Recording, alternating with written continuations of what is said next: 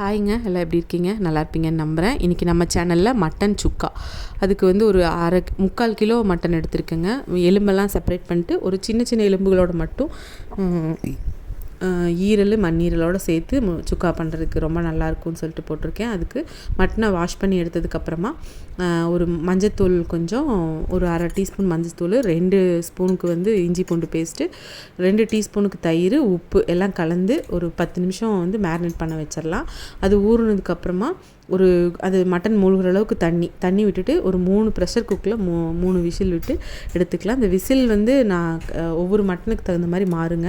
எனக்கு இந்த இது வந்து 3 விசிலில் வெந்துடும், 3/4 வேக்காடு வெந்துடும். நம்ம அதுக்கப்புறமும் சுக்கா பண்ணும்போது வரட்டுவோம் இல்லையா, அப்பவும் வெந்து கிடைக்குங்கிறனால தான் அளவாக எடுத்திருக்கேன். இல்லைன்னா தனித்தனியாக போய் அது ஒரு மாதிரி ஆயிரும். அதனால தான் இப்போ வந்து வெந்த மட்டனை தனியாகவும் தண்ணி தனியாகவும் வடித்து வச்சுக்கிறேன். இப்போ வெறும் கடாயில் பிரிஞ்சி இலை 2, சோம்பு, கசகசா, பட்டை, சீரகம், குருமிளகு, மல்லி, கல்பாசி, ஜாதிபத்திரி, ஏலக்காய், ஜாதிக்காய், இது எல்லாத்தையுமே ட்ரை ரோஸ்ட்டு பண்ணுறேன். ட்ரை ரோஸ்ட் பண்ணிவிட்டு வரமிளகா தனியாக செப்பரேட்டாக வந்து ட்ரை ரோஸ்ட் பண்ணி எடுத்துக்கிறேன். 7 மிளகா மாதிரி எடுத்துருக்கேங்க. ஏன்னா குருமிளகு வந்து நிறையா போடுறதுனால. அப்புறம் ஒரு 30 சின்ன வெங்காயத்தை எடுத்து சாப் பண்ணி வச்சுருக்கேன். நீங்கள் வந்து பொடியாக கட் பண்ணால் கூட போதும்.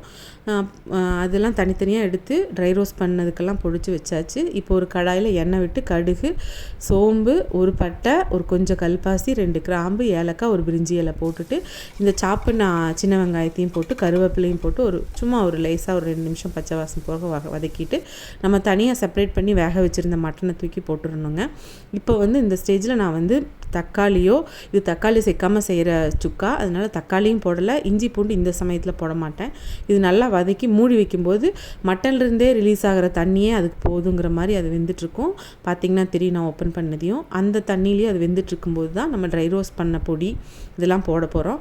இது என்னென்னா, இந்த சிக்கன் வந்து மட்டன் வந்து இதுலேருந்தே வெந்துட்டு நல்லா ஜூஸியாக கிடச்சிரும். நம்ம அந்த பொடி வந்து ட்ரை ரோஸ்ட் பண்ண பொடியை போட்டு நல்லா கிளறி விட்டு இஞ்சி பூண்டு பேஸ்ட் இந்த சமயத்தில் கொஞ்சம் போடும்போது அந்த ஃப்ளேவர் வந்து ரொம்ப நல்லாயிருக்கும். அதனால தான் இப்போ தான் நான் இஞ்சி பூண்டு போடுவேன்.